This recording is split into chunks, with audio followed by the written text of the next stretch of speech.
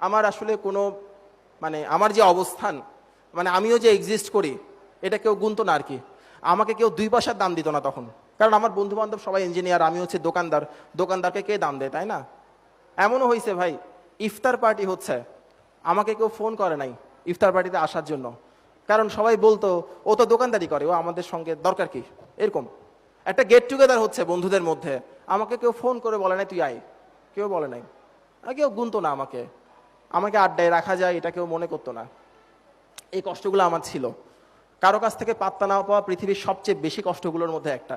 যারা এই কন্ডিশনের মধ্যে যান নাই তারা বুঝতে পারবেন না যে পাত্তা না পেলে আসলে কেমন লাগে। আপনার কোনো পৃথিবীতে আপনার কোনো দরকার নাই, এই অনুভূতিটা খুব কষ্টের, খুব কষ্টের। এই ব্যাপারটা ছিল। আর লোকজনের কথা তো নাই বললাম। যখন আপনি কষ্টে থাকবেন, যখন আপনার যন্ত্রণা থাকবে, তখন আপনাকে 2টা ভালো কথা যারা বলবে তাদের সংখ্যা আপনি হাতের করে গুনতে পারবেন, 1জন 2জন। আর তো মনে পড়তেছে না আর কেউ ভালো কথা বলছিল আমাকে এরকম। কেউ তখন ভালো 2টা কথা বলে না। আমরা যখন রাস্তায় পড়ে যাই তখন আমাকে সবাই বলবে এই সর, আমি হাঁটবো। 2-1জন মাত্র পাবেন যারা আপনাকে হাতটা বাড়াই দিবে, পড়ে গেছো উঠো, আবার দাঁড়াও, তুমি পারবা, চেষ্টা করো। এই কথাটা কেউ বলে না। তো আত্মীয় স্বজন বলেন বা পাড়া প্রতিবেশী বলেন, ওরা এসে এসে আমার আব্বা আমাকে কথা শোনাতো, বড় বড় কথা শোনাতো। হ্যাঁ, ও যেটা করতেছে এটা তো কোনো কাজ না, হ্যান তেন। আমার ডাক নাম হচ্ছে বাপ্পি, বলে বাপ্পি যেটা করতেছে এটা তো করার জন্য পড়াশোনা দরকার নাই, আপনাদের লজ্জা করে না, এই কথাগুলো বলতো। তো বাবা মা তো খুব সফট হার্টেড মানুষ, ওরা কান্নাকাটি করতেন এই কথাগুলো শুনে। আমাকে বলতেন না কেউ খুব একটা, বাবা মাকে বলতেন, কারণ ওরা জানে কোথায় বললে কাজ হবে। ওই জন্য আব্বু আম্মুকে শোনাতো। আর বাবা মা যেটা করতো, চোখের পানি ফেলতো। আমাকে বলতো যে বাবা তুই একটু ডিগ্রিটা কমপ্লিট কর, লোকজনের তো অনেক বড় বড় কথা শোনাই, আমরা তো লজ্জায় মানুষকে মুখ দেখাতে পারতেছি না। তবে আমার মুখ দেখাতে অসুবিধা হতো না, আমি দেখাতে পারতাম। আব্বু আম্মু দেখাতে সমস্যা হতো। আমি মুখ দেখাতে পারতাম, গিয়ে লোকজনকে সালাম দিতাম, সালাম দেওয়ার পর ওরা কেমন কেমন করে তাকাতো, তখন খারাপ লাগতো, আর না হলে অসুবিধা হতো না। তো এই দুনিয়ায় সবচাইতে কষ্টের দৃশ্য হচ্ছে যখন দেখবেন আপনার আব্বা আম্মা চোখের পানি, এবং সেই চোখের পানির জন্য দায়ী হচ্ছে আপনি। আমি সেই কষ্টের মধ্য দিয়ে আসছি। আমার জন্য আমার আব্বা কান্না করছে, আমাকে জড়াই ধরে কান্না করছে, এটা আমি ভুলবো না। খুব কষ্টের, এই ফিলিংসটা খুব কষ্টের। তখন একটা সময়ে, ওই সময় আরেকটা ঘটনা ঘটছিল, এটাও আমার লাইফের মোড় ঘুরায় দেওয়ার জন্য অনেক হেল্প করছে। চুয়েটে ওই সময় একটা রিউনিয়ন হয়েছিল, পুনর্মিলনী। তো সেই, আচ্ছা আমি একটু বলি, আমি আমার এই পার্সোনাল এক্সপিরিয়েন্সগুলোকে শেয়ার করবো নাকি এগুলো স্কিপ করে যাব? ওকে। একটা রিউনিয়ন হচ্ছিল, এরকম একটা স্টেজ। চুয়েটের কে আসো ভাই এখানে? তোমরা কি ছিলা ওইটাতে? ওই অনুষ্ঠানে ছিলা? ওকে, রিকল ইট, মনে করার চেষ্টা করো। তো রিউনিয়ন হচ্ছিল, এবং সেই রিউনিয়নে মোটামুটি মানে অনেক কাজই আমি করে দিছি। আমি প্রোগ্রাম অর্গানাইজ করতে পছন্দ করতাম, হ্যাঁ ভালোবাসতাম, কালচারাল কাজ করতে খুব ভালোবাসতাম। তখন আমি স্যারের কাছে প্রজেক্ট ক্লিয়ার করতেছি আর কি, স্যারের কাছে প্রজেক্টের জন্য যাচ্ছি, দেখা করতেছি এরকম। তো ওখানে একটা পার্ট ছিল এরকম, আমি তো 2002 ব্যাচ চুয়েটে, হ্যাঁ 2002 ব্যাচ আমি। তো 2002 ব্যাচে যারা পাস করছে চুয়েট থেকে, তারা সবাই স্টেজে উঠবে, দাঁড়াবে, দাঁড়িয়ে কে কি করতেছে, কোথায় আছে এটা একটু বলবে, যে আমি এই চাকরিতে আসছি, আমি অমুক জায়গায় আছি, এটা একটু বলবে। আমাকে বলা হলো তুমি গিয়ে দাঁড়াও ওদের সঙ্গে। তখনও তো আমি প্রজেক্ট ক্লিয়ার করি নাই, ডিগ্রি কমপ্লিট করি নাই, আমি কিভাবে দাঁড়াবো? তা আমি আমার স্যারকে বললাম, যিনি সুপারভাইজার স্যার ছিলেন, তাকে বললাম স্যার আমাকে এই অংশটা থেকে ক্ষমা করেন স্যার, আমি এটা বলতে পারবো না।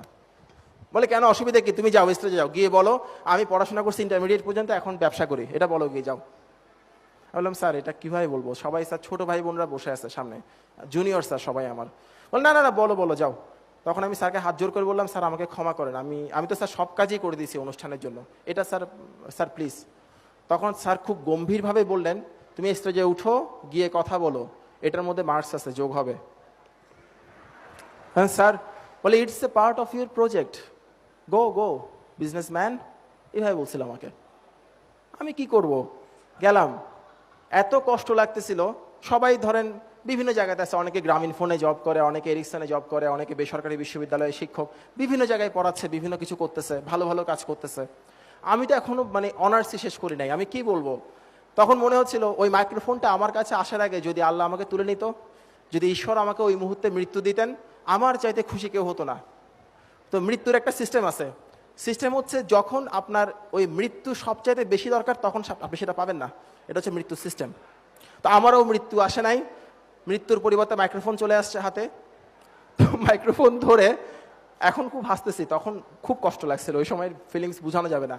মাইক্রোফোন ধরে আমি যে কথাটা বলছিলাম সে কথাটা ছিল এরকম, সবাই কোনো কিছু করা বলতে যেটা বোঝায়, আমি তেমন কিছু করছি না, তবে তেমন কিছু করার জন্য চেষ্টা করছি, আপনারা আমার জন্য দোয়া করবেন। এটা বলে পাশের জন্য হয়তো মাইক্রোফোন দিয়ে দিছে। কারণ আমি বিজনেস করি, ব্যবসা করি, ব্যবসা করি, এটা বলার তো মানে বললেও কেউ শুনবে না, এরকম আর কি। তখন মাইক্রোফোনটা দিয়ে পিছনে চলে গেছি, পিছনে গ্রিন রুম, ওখানে ওই বেসিন ছিল, প্রচণ্ড কাঁদতেছিলাম আর চোখে পানি দিচ্ছিলাম। তখন আমার এক দোস্ত, আমার খুব ক্লোজ ফ্রেন্ড, সে এসে পিছন থেকে জড়াই ধরছে, বলে তুই কাঁদতেছিস কিসের জন্য? বলে আমার ভালো লাগতেছে না, আমি কেন বেঁচে আছি, আমার ভালো লাগতেছে না, কিছু ভালো লাগতেছে না। তখন সে আমাকে একটা গালি দিয়ে বললো, দোস্ত তোকে তো পড়াশোনা করার জন্য অনেক বকাবকি করতাম, তখন তো শুনতি না, আমাদেরকে শত্রুর মতো ভাবতি, এখন বুঝ কাঁদছিস কিসের জন্য, পুরুষ মানুষ কখনো কাঁদে না, কাঁদবি না, এই কথাটা বলছিল আমাকে। তখন আমার ওই মুহূর্তে মনে হচ্ছিল এই পৃথিবীতে অন্তত একজন বন্ধু দরকার যাকে জড়িয়ে ধরে কান্না করা যায়। আমার মনে হয়েছিল ওই সময় আমার সেই বন্ধুটাকে পাইছিলাম। এই যে কষ্টগুলো, মানে পারিবারিক কষ্ট, বাইরের কষ্ট, এই কষ্টগুলো থেকে একটা সময় ডিসাইড করলাম আমি এই পৃথিবীতে আর বাঁচবো না, আমাকে কেউই চায় না, আমার বেঁচে থেকে কি হবে। অনেক অভিমান থেকে, অনেক ইমোশন থেকে ডিসাইড করলাম সুইসাইড করব। সেই দিনের কথা বলি, সন্ধ্যাবেলা রুমের দরজা বন্ধ করে প্রচণ্ড কাঁদতেছিলাম, হাতে কাপ, চায়ের কাপে বিষ, খেয়ে ফেলবো। তো যখন আমি খাবো, আমি অত সাহসী মানুষ ছিলাম না, ভীতু ছিলাম। হ্যাঁ, এগুলো করতে সাহস লাগে। যখন খাবো ভাবতেছি, তখন প্রথম যে চিন্তাটা আসছে সেটা হচ্ছে এটা খাওয়ার পর যদি আসলেই মরে যায় তখন কি হবে। এটা হচ্ছে প্রথম চিন্তা। তখন নিজেকে বুঝালাম, আরে গাধার বাচ্চা গাধা, তুই তো মরার জন্যই খাচ্ছিস, খেয়ে ফেল, এরকম। তখন ভাবতেছি মৃত্যুর সময় খুব সম্ভবত অনেক লোকই ভাবে মৃত্যুর পরে কি হবে, এটা অনেকে ভাবে, আমিও ভাবছিলাম যে মৃত্যুর পরে আসলে কি হবে। চোখ বন্ধ করে দেখলাম আমার আম্মা অনেক কান্নাকাটি করবে, প্রচুর কাঁদবে আমার আম্মা। আমার বাবা লয়ার, উনি কোর্ট থেকে দৌড়ে চলে আসবে, উনিও কান্নাকাটি করবে। আমার ছোট ভাই একটু ফাজিল টাইপের, সে আব্বার দিকে তাকাবে, আম্মার দিকে তাকাবে, কাউকে শান্ত করা যাবে না দেখবে, এরপর সে একটু চিন্তা ভাবনা করে নিজেও কান্নাকাটিতে যোগদান করবে, এরকম কিছু একটা হবে।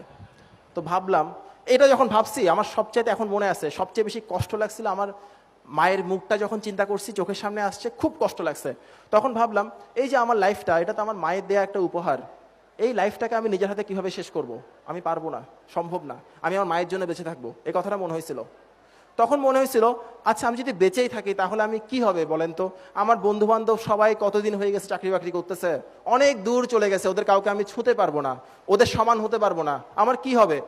আমি ভালো স্টুডেন্ট ছিলাম এক সময়, আমি এখন কোথায় আছি, কি অবস্থায় আছি, আমার কি হবে। তখন আবার ভাবলাম আচ্ছা ঠিক আছে, অসুবিধা কি, আমার বন্ধু বান্ধব সবাই সমাজের উজ্জ্বল নক্ষত্র হয়ে বেঁচে আছে, অসুবিধা নাই। অন্য 10 জন উজ্জ্বল মানুষের মতো না হোক, একেবারে অনুজ্জ্বল মানুষ হয়ে একটু বেঁচে থেকে দেখি না কি হয়, আমি নোবডি হয়ে বেঁচে থাকবো, অসুবিধা নাই। আমি সেই দিন শুধুমাত্র বেঁচে থাকার সিদ্ধান্ত নিয়েছিলাম বলে আপনাদের সামনে দাঁড়িয়ে কথা বলতে পারছি, আর কোনো কিছুই না। আমাকে যখন কেউ জিজ্ঞেস করে এই পৃথিবীতে সবচাইতে বড় সাফল্য কি, সবচাইতে বড় অর্জনটা কি, আমি ছোট করে বলি ভাই পৃথিবীতে সবচেয়ে বড় উপহার হচ্ছে বেঁচে থাকা, এর উপর কোনো কিছু নাই। আপনি বেঁচে থাকলে অনেক কিছু পাবেন, কোনো সমস্যা নাই।